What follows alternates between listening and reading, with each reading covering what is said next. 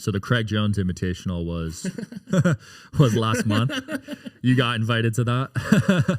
Well, Craig Jones, who also is a very talented grappler. I don't want to say anything bad about his. I don't know what the rankings are, but I imagine he's top 5 in his weight division.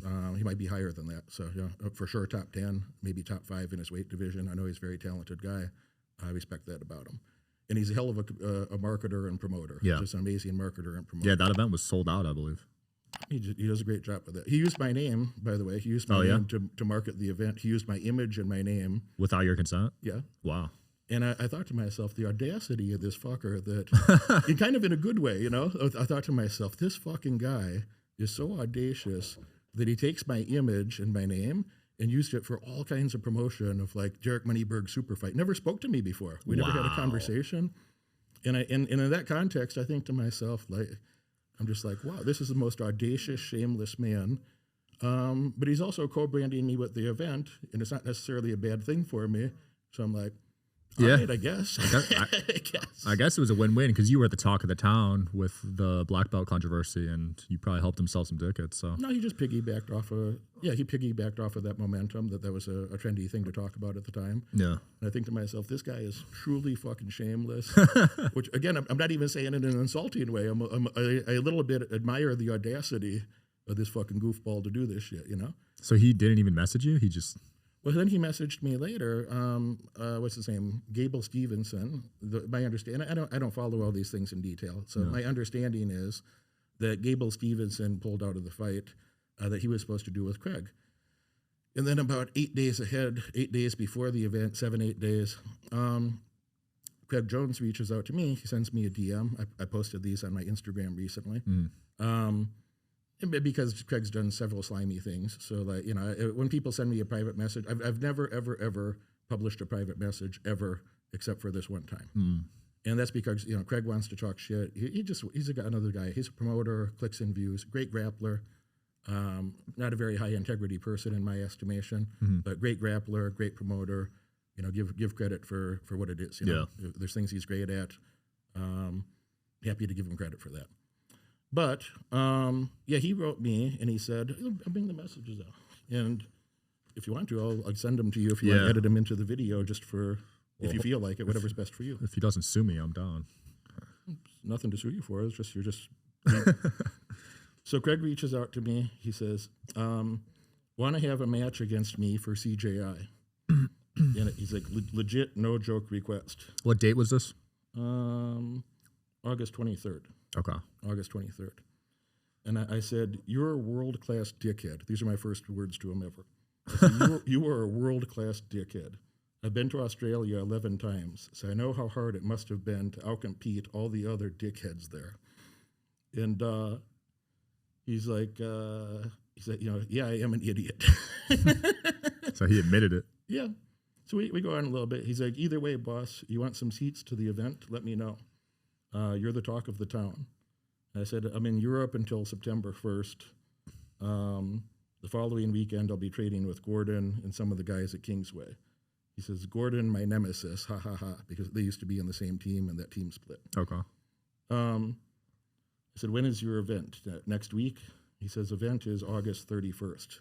So that's 8 days ahead of time in Vegas. I said, I'll be in Germany. He said, I've been thinking, he said, I keep thinking we have a match and you beat me. Funniest shit ever. Socks on. Then I'm never heard from again. Ha, ha, ha, ha.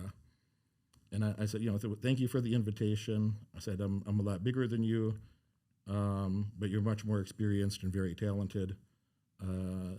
Would be hard for me to beat you.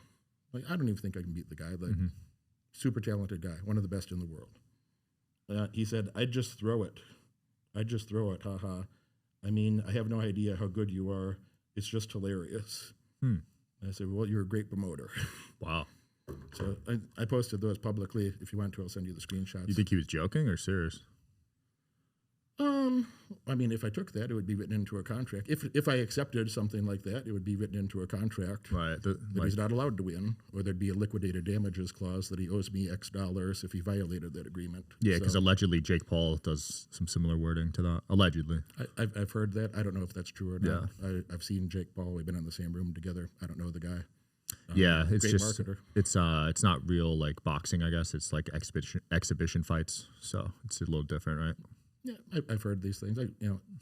Whatever anybody wants to say about him, I mean, that guy's done a hell of a job promoting himself. He's made a lot of money. He's helped other people make money. So, I hear different things about him. I don't know what's true or not true, but, looks like he's doing pretty damn well for himself. Good for him. I will always respect him, even though, he used to be one of the most hated people. He's still pretty hated, but he kind of channeled most of it, I feel like, into success. So you got to respect that, right? Looks like he's doing good to me. Yeah. So you didn't get the belt to get into fighting. You just did it as a side quest. There's a hobby. There's not a soundbite anywhere. I never said to my coaches. I never said on Instagram. I never said anywhere that, like, dude, I'm 46 years old. Who am I supposed to be beating up? Yeah. I wanted to do that for my fitness. I wanted to do that because, like, I've traveled a lot. I've been to 66 countries. I've traveled a couple million miles, more than 2 billion miles. Holy shit. And I think to myself, in my 40s, I'm a big guy. I'm pretty strong. Not a lot of people, want to attack some guy, my size. Yeah. 20 years from now, is that still true? When you're 60-something, can you really protect yourself and your woman when you're 60-something, in some other country and, 2 or 3 young men want to mess with you? It's not realistic. If you don't have good fight training, it's just not realistic, Yeah. And I'd like to have the confidence when I'm an older man that I could protect myself, I could protect my woman, I could protect people that I care about. I was always interested in martial arts. I never did that when I was younger. So I was interested in the topic. It was good for my fitness. It was good for self-defense. It's something that shows discipline and commitment. So, it's good for a co-branded thing with my business in that way, that it shows discipline and commitment, the same way entrepreneurship or other things require discipline and commitment. Yeah. So it was a good thing for me. Yeah, I think a lot of wins came out of it, to be honest. I think it was very good for me. Some of the people that are the high level in say UFC or the highest level fighters, these are some of the nicest and best and most honorable good people in the world. It's like the last enclave of people that are very sincere, hardworking. They're exactly how they say they are, A guy like Lyoto Machida or a guy like Royce Gracie. It's exactly who you think he is. It's very interesting how there's so many sports, but you're right. The fighters seem to have, I wonder if it's like the discipline or the work ethic that goes into it, right? The mindset. I agree with that, and it's an individual sport. If you're on a team where there's 5 people on the basketball court or 13 people in football or whatever it is, well, then you can say, that guy should have done something different. No, it's you and one other person in a cage. It's you and one other person, and it's pretty clear what your skills are, Right. Yeah, you got to take full accountability when you lose or mess up. Wherever you guys are watching this show, I would truly appreciate it if you follow or subscribe. It helps a lot with the algorithm. It helps us get bigger and better guests, and it helps us grow the team. Truly means a lot. Thank you guys for supporting, and here's the episode.